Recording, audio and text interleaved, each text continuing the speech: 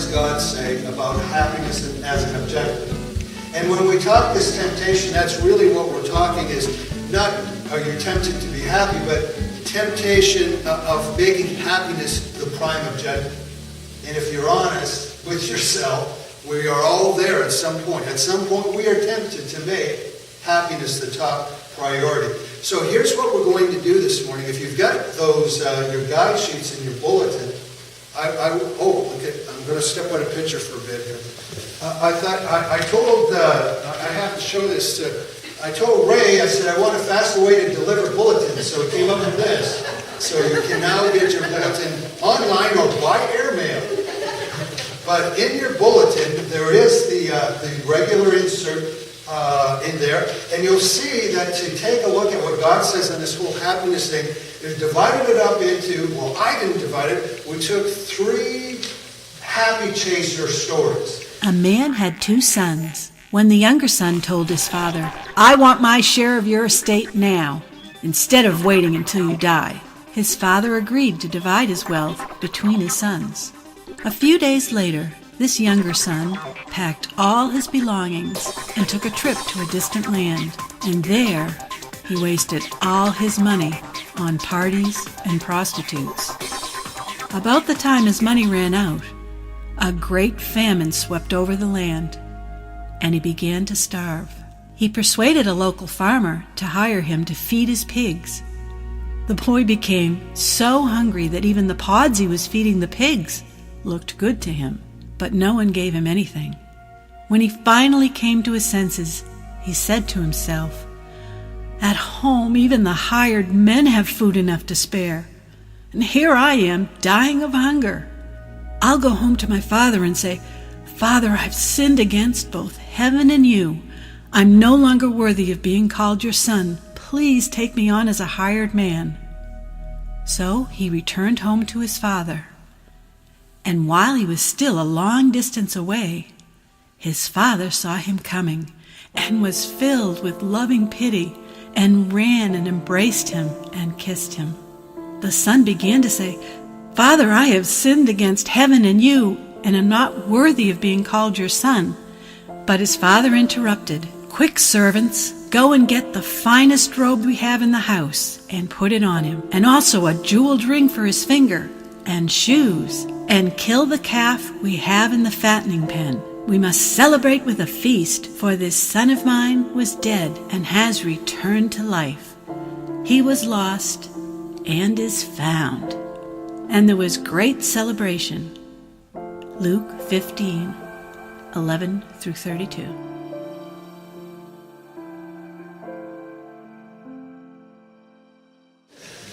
But here's this fellow. So if you had to put his X factor in a single word, actually, I lie, I cheated too. I actually used 2 words, so you're allowed 2. What would you say his X factor was for happiness? Well, sure. Independence? Yeah. Okay, that's come up. Self-indulgence. Ooh. Okay. All right. Well, there are some good ones. And you know, as I'm thinking, I probably could have put it down to one word for me. I think I was thinking of this now. The word pleasure comes to mind. I think that somebody in the first group actually came up with that. But I used 2 words, and all of these things come into this because, you know, when you think of it, independence was mentioned, and things like that. I know we think, oh, a young man trying to get out there. We know that's not totally the case because you can be truly independent, but it wouldn't have meant carrying on the lifestyle that he went to. Self-indulgence comes in as part of it, but I think, if I were to put it, the words I came up with are good times. Good times. What was really his objective was good times. Well, it makes sense, doesn't it? If you want a good life, have good times. That's what it's kind of all about. And he's not alone. When you think if we ever lived in or if there ever was a generation that worshiped good times, it's this generation, this culture now, we're all about good times. As a matter of fact, it's kind of, no matter what type of good times we're talking about, it actually has become indicated in different industries and businesses that arrive, that have come into complete blossom. One being this, is that just as an indicator, not that there's anything wrong with doing this, but just as an indicator, scrapbooking. You know, when you think of what's scrapbooking all about, it's about taking all the good times and putting them into a book. That's what it's all about. Do you, here, let me throw this up, see if you can guess or come close. In 2011, how much retail revenue was generated by the scrapbooking industry? How much that earned in 2011? Yeah, lots. That's it. Well, it earned in retail $2.55 billion people spent on booking their good times. What it's all about. And when we look at this, and it can be different things. Good times, if we went out and took a survey, for some people it's being adrenaline junkies. It's, the next extreme sport. Man, it is good times trying that. Someone else is bar hopping. Somebody else is just, have the best parties around. Someone else has some other pursuit, all leading to this thing of good times. The young man objective was happiness in the form of good times. That's what he was all about. Here's the thing. This guy is probably, besides being a classic example of what it is to be a happiness chaser, when we look at him, he fits the view more than anyone else. I mean, he's self-absorbed beyond all, doubt. He's a heartless character, especially I love the way the Living Bible puts it, the way it kind of got read there. He goes to his father and says, "Give me my share of the money before you're dead." Oh, wow, thank you for putting it so tenderly. I want my money now. And so he's a very heartless, self-absorbed individual going out being like this. And so he takes his money and off he goes to do his thing. And the results then, how does it turn out? Well, surprisingly, the turnout is pretty darn good for something that started out worse than all of the other stories, because there was a turning point in his story. As a matter of fact, William Barclay, the commentator, Bible commentator, I love what he says here with this parable of bringing something to light. He says, the greatest compliment God has ever paid mankind is in this story. Ooh, I heard that. The greatest compliment that God has ever paid mankind is in this story. Oh, how so? In the phrase, when he came to himself. When he came to himself. And he just kind of explains it this way, is that God has faith in you and I. God has faith in humanity, that when we come to ourselves, we'll choose wisely. When we come to ourselves, we'll head in the right direction. When we get beyond that fallen nature, when we get beyond the lust for the X factor, when we get beyond this stuff and we see who God is clearly and where we are clearly, just like this young man, we'll come to ourselves and make the right choice. That's the implication of the story. That's exactly what the young man does. What happens when he comes to himself? He realizes that his life is a pigsty. Oh man, to realize that. And he realizes that the only good thing to do is go back to the Father. And he realizes that in the case that he has been such a jerk, if I use the strongest language Kathy uses, turkey head. Just to let you know, I'll tell you, if she ever called you a turkey head, she's really upset with me. I have been called a turkey head once or twice. But this guy was so down and realized it that he said, I don't deserve to be called a son. I'll just go and ask him if I can be a servant. To be a servant of my Father is better than to be whatever this is. This thing I thought was independence. This thing I thought was self-indulgent. That was pleasure. It would be better than that. Turnaround point that none of the other chasers had. He realized that happiness wasn't in chasing happiness.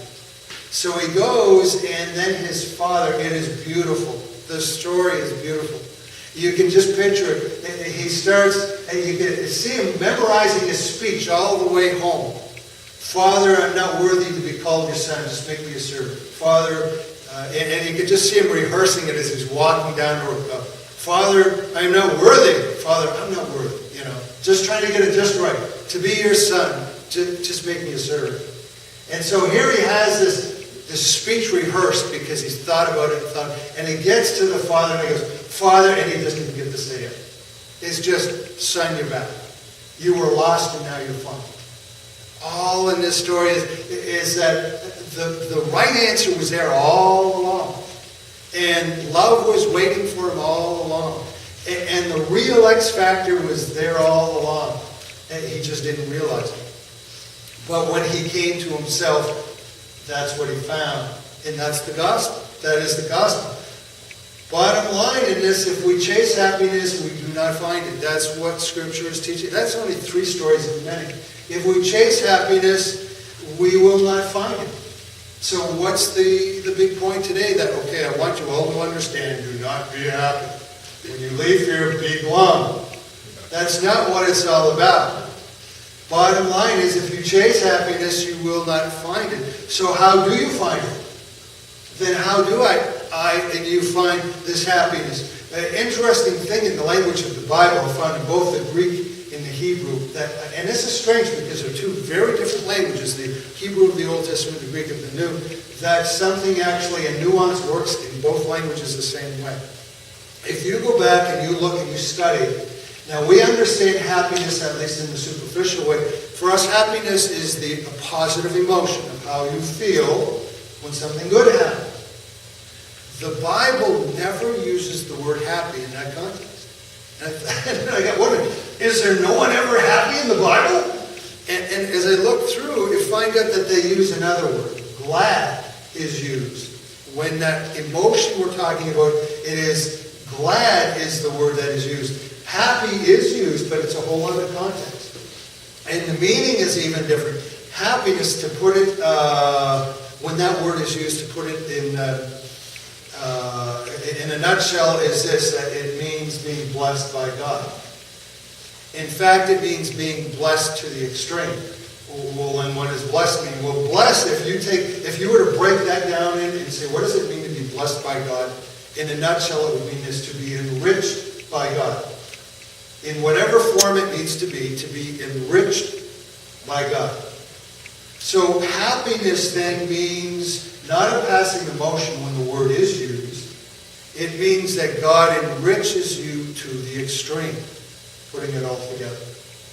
That's what happiness would be. And happiness, the word happy doesn't get used that often. But understanding this, one of the rare times it is, Jesus is using the word, and he says this in John 13:16. Most assuredly I say to you, a servant is not greater than his master. So we're into a servant-master thing here. Nor is he who is sent greater than he who sends him. Makes sense? If you know these things and do them. If you know these things and do them. In context to who's speaking here. Happy are you. Happy are you if you do them. You will be enriched by God to the extreme if you do these things. If you are like the Master. Well, let's stop and think about that just for a second as we move on. What did Jesus do that we're talking to? Well, we know that Jesus sacrificed himself. Well, that doesn't sound like a lot of happiness there. Really? We know that his whole life was helping others. We know that Jesus was such a powerful leader that he divided history in 2, that he changed the course of nations globally. And yet, even though he was a leader, he washed his own servants' feet. Boy, are we going to talk about that in a week or 2. So he was a servant and a powerful leader, all in the same making. So if we are like our Master, we will be happy. We will be enriched by God. Little challenge, is that really true? I want you to think inventory, names, faces, maybe you only know, I don't know who they are. Take one category, and this isn't for the point of judgment, just as a proof on something, of people like you would say, who go after, they are happiness chasers. that they are after that whatever will make them happy. Like the three we read. And then on the other hand, think of people you know who tend not to think of themselves but to serve.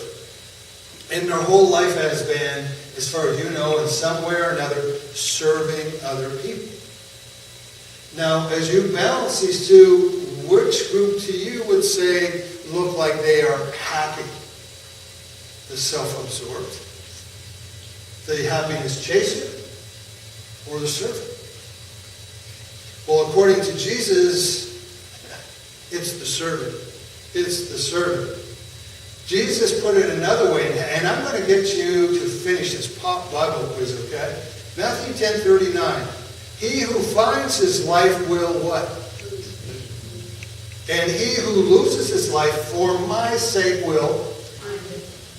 Happiness. Happiness. You know, as we go from here, just to put this as succinctly as possible, to put off like 3 facts to burn in your head that you go, and if somebody says, what was the sermon about? You say these 3 facts, you nailed it. This is what, and I'm going to even be looking more here because I don't want to mess up my words as I put it across. To chase the positive emotion we call happy is to become self-focused. When we focus on self, there are certain results that are guaranteed. When we focus on self, our vision will become short. Our horizons will become small, and happiness will be just like a shadow, just always out of reach. Happiness as an emotion may overlap with, but it is not the same as joy. It is not the same as fulfillment.